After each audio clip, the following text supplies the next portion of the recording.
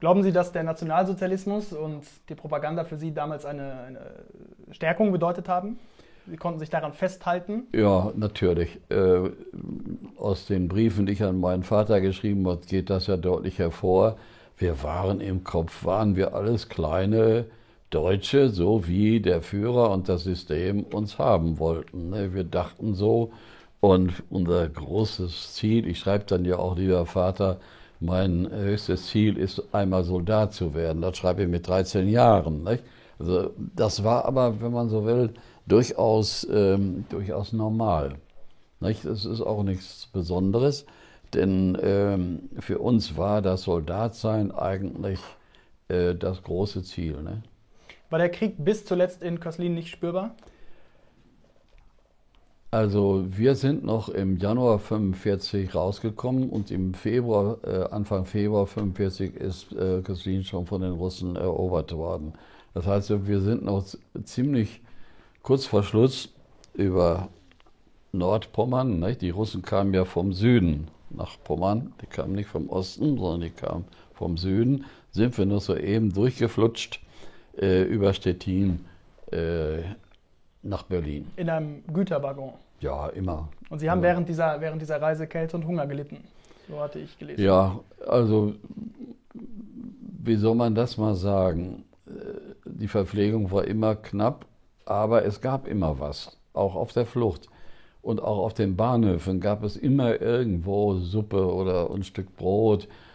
Das muss man sagen, die Organisation der Flucht, ja, vor dem Zusammenbruch, war noch eine Großtat von vielen Einheimischen in den einzelnen Orten. Sie haben gerade erwähnt, dass Sie Lieder gesungen haben über Bochum, dass Ihnen Bochum dann wohl auch als Heimatort erschienen ist in dieser Zeit während der Flucht. Als Sie Ende Januar 45 sich dann auf den Weg zurück nach Bochum gemacht haben, wie lange haben Sie gebraucht, bis Sie ankamen? Also wir haben ja verhältnismäßig Glück gehabt. Meine Mutter hatte ja ein Kleinkind. Und Mütter mit Kleinkindern hatten bis zum Ende des Krieges auf deutschen Bahnhöfen und bei deutschen Behörden immer eine Sonderbehandlung. Ja? Das war nach dem Krieg ganz anders. Aber und insofern bekamen wir öfter Platz in Zügen, den wir sonst nie bekommen hätten. Und insofern dauerte das Ganze knapp 14 Tage etwa, da waren wir hier. Über Ihren ersten Eindruck, als Sie den Zug verließen, haben Sie geschrieben, schließlich hielt unser Zug in einer riesigen Trümmerlandschaft und irgendwer schrie Bochum. Ja. Waren Sie auf das vorbereitet, was Sie da sahen? Nein, überhaupt nicht. Das hatten wir ja nicht erlebt. Wir haben ja diese totale Zerstörung von Ortsteilen und so weiter, das haben wir ja vor 1943 bis 1943 nie erlebt. Und ich werde nie vergessen, bis heute nicht, als wir ausstiegen, gab es zwei markante Gebäude, die noch standen. Das war einmal die Kirche, der Kirchturm der Marienkirche, ne? Und das Luchhaus. Das ist das Haus, wo heute die Kinos sind, ne? Dieses Hochhaus da. Die standen noch und alles andere war nur platt, kaputt und so weiter. Es gab dann so kleine Wege über die Trümmer, da liefen hin und wieder Leute oder fuhren mit einem Leiterwagen her und haben irgendwas transportiert, aber es gab kein städtisches Leben mehr. Das war also alles total kaputt. Und das war für mich eigentlich eines der wichtigsten psychischen Erlebnisse auch, eine zerstörte Stadt vorzufinden und sich jetzt nun neu einzurichten auf diese Stadt. Das dauerte dann ja noch bis zum bis zum 10. April 1945. Ja. Da wurde Bochum von den Amerikanern besetzt. Ja? Das heißt also, wir sind einen Monat vor der Kapitulation schon besetzt worden. Und dann beginnt eine Zeit, ja, wie soll man das jetzt nennen? Die war für uns ja dramatisch insofern, als ja alles knapp war. Der Mangel war das Allgemeine. Während wir im Krieg selbst ja einigermaßen sogar nicht schlecht gelebt haben. Nicht? Aber nach dem Krieg, da beginnt jetzt die Zeit der Knappheit. Nicht? Irgendwas zum Anziehen zu bekommen, irgendwas zum Essen zu bekommen, irgendwie irgendwie mal bessere Kleidung zu bekommen, Schuhe zu bekommen und so weiter und so. Das gab es ja gar nicht. Ja. Also haben die Frauen, die übrigens nebenbei gesagt, nach meiner Erfahrung, den Schrecken des Krieges am meisten getragen haben. Nicht? Das muss man einfach deutlich sehen. Denn so eine Familie dann über die Runden zu kriegen, das war eine enorme Leistung. Ne? Die waren von morgens bis abends irgendwo unterwegs, auf Behörden, Bezugsscheine holen, sich anstellen in die Reihe, um irgendwo was zu essen zu kriegen und so weiter. Das kann sich die heutige Jugend ja überhaupt nicht mehr vorstellen. Ja. Aber wenn man in einer solchen Umgebung groß geworden ist, dann weiß man zu schätzen, was wir erreicht haben. Ja. Nicht? Dann ist diese ewige Meckerei, die heute üblich ist, die kotzt einen an. Lassen Sie mich noch kurz auf den Krieg selber eingehen. Als Sie nun nach Bochum kamen, da war ja eigentlich abzusehen, dass der Krieg verloren war. Ja. Auch für Sie damals? Ja. Also für uns war das eigentlich dann auch zu Hause im Umfeld klar. Aber, und jetzt wird es spannend, es gab immer noch genügend Leute, die haben an die Wunderwaffe des Führers geglaubt. Das war eine Redensart, Wunderwaffe des Führers. Damit waren die V2-Raketen gemeint? Ja, aber mit Atom bestückt. Ja. Ne? Das waren ja die V2 und V1 nicht. Die hatten ja normalen Sprengstoff. Ne? Und man hat immer gemeint, dass also der Führer dann am Ende doch den Krieg noch gewinnt. Wir selbst, wir Jungen, haben also das bis zum Einmarsch des ersten amerikanischen Panzers in Querenburg auch immer noch vage gehofft, denn wir konnten uns ein Leben unter Amerikanern oder später dann Engländern eigentlich gar nicht vorstellen. Ja. Also wir sind eigentlich, wenn man so will, als Objekte der Geschichte waren wir dann, nicht? Und wir hatten unsere letzten Träume, die letzten Träume waren immer noch der Sieg, ne? Und es gab ja auch noch am 30. April, als der Führer aus dem Leben schied, genug Leute, die um ihn getrauert haben, nicht? Wenn man so wie Sie in Bochum gelebt hat, das Bombardement nun zu Teilen mitbekommen hat und dieses Bombardement von vielen Teilen der Bevölkerung damals einmündig als Terror bezeichnet worden ist, auch verstärkt durch die Propaganda, erschien Ihnen ein Leben nach Hitler gar nicht denkbar, wenn man daran dachte, dass diese aus damaliger Sicht Terroristen, die Briten, die Bomben geworfen haben, dass die nun die Kontrolle haben sollten. Sie müssen bedenken, ich war dann 13, nicht? 13,5. Da macht man sich solche theoretischen Gedanken nicht. Ja. Das wäre einfach jetzt eine Eintragung. Was ich später gedacht habe, ist eine ganz andere Sache. Aber damals erinnere ich mich nicht, dass wir jetzt geschichtsphilosophische Überlegungen gehabt hätten. Nein, durchaus nicht, aber die Angst war vielleicht präsent. Also die Zeit war jetzt anders und jetzt musstest du diese Zeit durchstehen. Ja, also die meisten Deutschen haben nicht mehr reflektiert über das, was war, sondern sie kämpfen um das, was sein wird oder sein soll. Ja. Das muss man sehen. Also die Niederlage Deutschlands hat nicht zu einer Konversion des Denkens geführt. Das kommt erst ganz langsam hinterher, als man sich der Situation überhaupt erstmal richtig bewusst wurde. Ja. Und für uns kleine Jungs wüsste ich nicht, dass wir darüber irgendwann mal diskutiert hätten. Ne? Sie haben gerade schon die Nachkriegszeit erwähnt und auch erwähnt, dass die Zustände vorerst nicht besser geworden sind. Nein, schlechter. Neben Armut muss Ihnen vor allem das Verhalten der Menschen in Erinnerung geblieben sein. Ja. Denn Sie schrieben, ich habe als Junge erlebt, wie kalt und unbarmherzig Menschen werden können, wenn es um eigene Vorteile geht. Ja. Das habe ich sehr früh schon kapiert. Der Auffassung bin ich bis heute. Ne? Ja. Also Situationen des Mangels führen immer zu korrumpiertem Verhalten. Das ist einfach eine menschliche Regelmäßigkeit. Ich will nicht sagen Gesetzlichkeit, kann ich nicht, weil es ja nicht alle getan haben. Nicht? Aber eine Mehrheit ist bereit um des eigenen Überlebens willen andere sterben zu lassen Und wo und konnten, andere auszubeuten. Ich schreibe dann ja auch über das Verhalten vieler, nicht aller, vieler Bauern. Die haben sich ja bezahlen lassen, nicht? Ihren Pfund Speck oder ihren Zentner Kartoffel in unverschämter Weise mit Werten, mit Klavieren und mit Teppichen und so weiter, die die Bürger dann, was übrig geblieben war, heranschleppten und so weiter. Ja?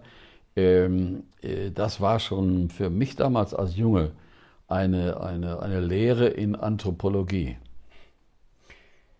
und Sie würden sagen, dass ein gewisses Gefühl der Solidarität in weiten Teilen tot war. Das war in weiten Teilen tot. Ja. In der Situation von Katastrophen ist Solidarität eine Mangelware. Wo konnten Sie in dieser dann schwierigen und korrumpierten Zeit Kraft sammeln? Im Glauben, in der Familie? Nein, der Glaube spielte, der christliche Glaube oder die Kirchlichkeit spielte in meiner Familie nur eine ganz, ganz untergeordnete Rolle. Das war so ein Weihnachtschristentum, nicht? Also das war nicht viel. Das habe ich dann später erst erlebt, als ich 1947 in die christliche Pfadfinderschaft kam, also in eine evangelische Jugend. Da werden wir gleich noch drauf zu sprechen kommen.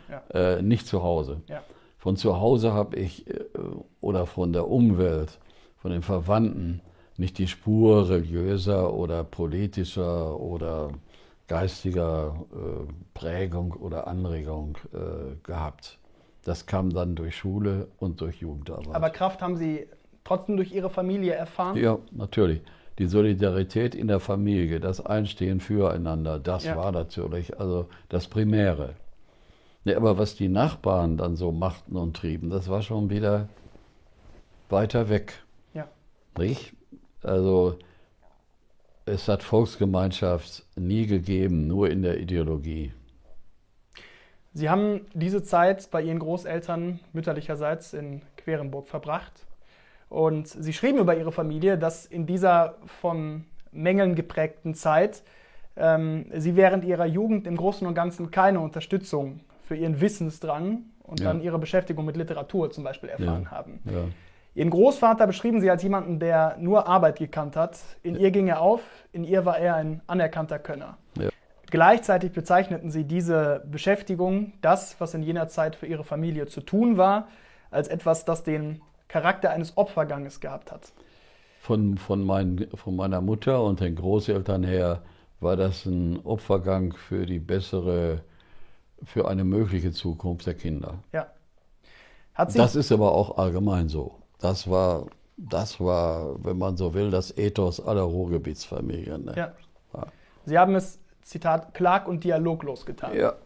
Ja. Hat Sie auch das bewogen, diese Selbstaufgabe Ihrer Familie, aber auch das Erkennen dieses Opferganges dazu bewogen, später eine intellektuelle Tätigkeit aufzunehmen?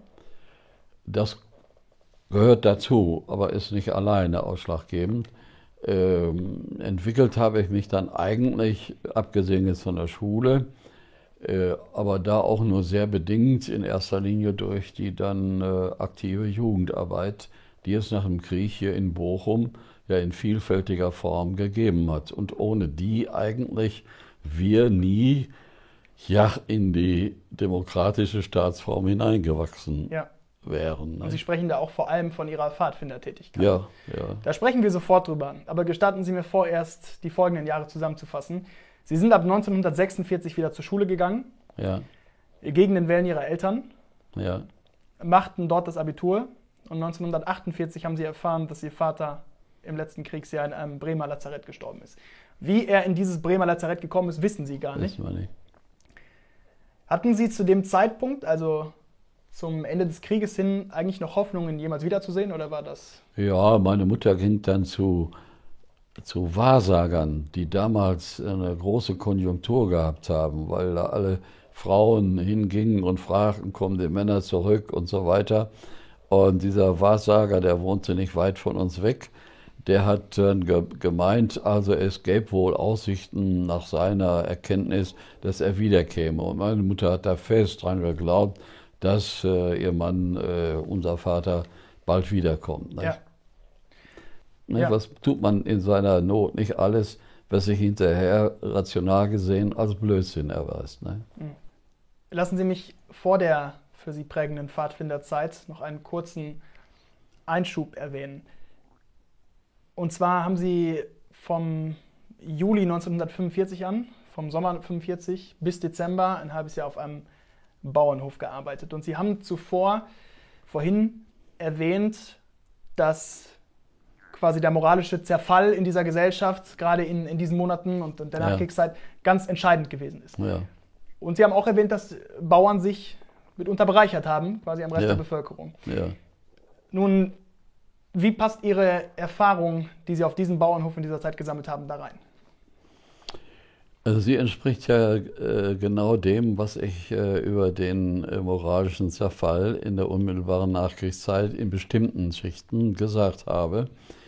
Das ist ja auch, wenn man so will, kann man das psychologisch ja alles gut erklären. Also nichts kann man besser erklären als das Dumme und Böse. Ne?